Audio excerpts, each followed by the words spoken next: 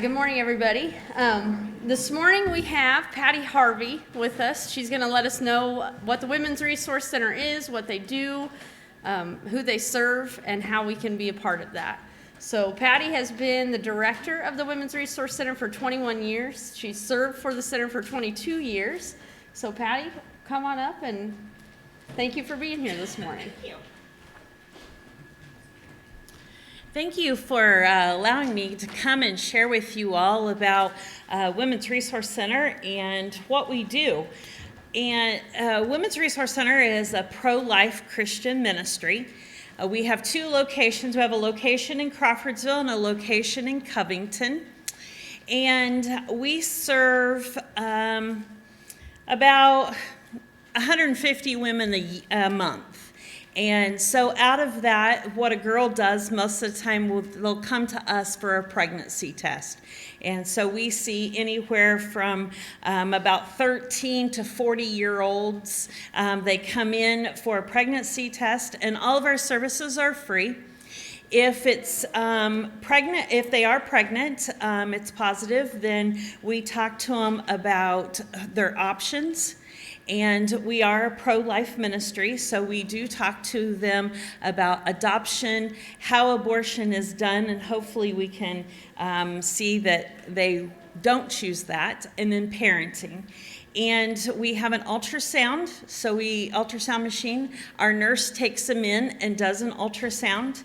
And in the ultrasound room is amazing because our TV screen is huge. We turn the sound way up, so when we're doing that ultrasound, the girl gets to see their baby and hear the heartbeats. And so, because we know that that's where God changes their mind. They get to actually see their baby and put that concept into them that this is a child, this is a baby, this is not a decision to be taken lightly. And we do see a lot of girls that are seeking abortion, and we hopefully are changing their minds. Most of them we have. A few of them I have to say that we don't know because they go off and we can't contact them. So we don't always know what they choose.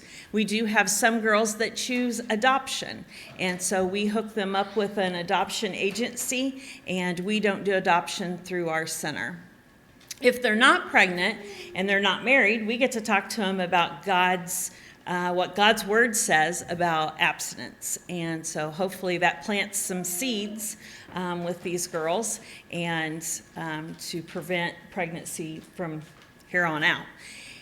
And we also have a program where these girls, if they are pregnant, it's not enough just for us to tell them, hey, we want you to keep your baby, and then not help them.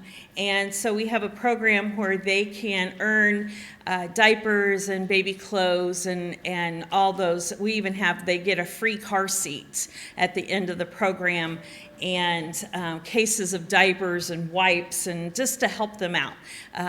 But just that opportunity for us is our opportunity to share Jesus with them. And so when they come in, we sit and share the gospel with them if they'll allow us to, and pray with them. And a lot of these girls, they don't go into church. They won't go to church. And so they need to hear the word somewhere. And somewhere along the line, someone has to share the gospel with them. But we know that Jesus is what helps them through their day-to-day life. And so if we can share Jesus with them, then we definitely take that opportunity with them. We also have where anybody in the county can come in if they need a new car seat. And so we work with the state of Indiana and give out free car seats.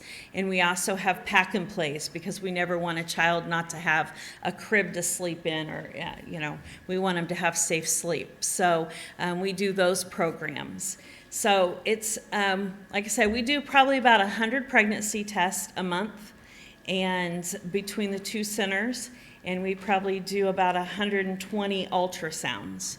And so we're doing a lot of ultrasounds. They get one at 6 weeks so we can show them their baby. We have them come back about 10 weeks, show them the growth, show them that we really like to do 9 weeks because they do this 9-week wiggle and they look like a little race car wiggling, and it's just to show them life, to show them that God gave them this life and that it's beautiful. And so we see, like I said, all walks of life. We hear tons of different stories. I can share with you a million stories about these girls, that the heartache that they share, that their boyfriend wants them to abort or their mom wants them to abort, and that it's just that they have to overcome a lot of things sometimes to parent a child. We do a few fundraisers, which you guys will be hearing more about this in a few weeks, about the baby bottles. We pass out baby bottles in churches. People take them home, fill them up, bring them back, and that supports us. Like I said, we're a nonprofit, so we don't do any government funding at all. The government tells us we can't pray with our clients, and we're not going to do that. And so we want to pray with our clients. We want to share Jesus with them. And so we don't do any government funding. We have a board of directors, and we also have another fundraiser in the spring that's coming up in June, and it's called the Ladies Affair. And it's so much fun. It's purses, and well, we have a tea party. It's going to be on a Sunday afternoon.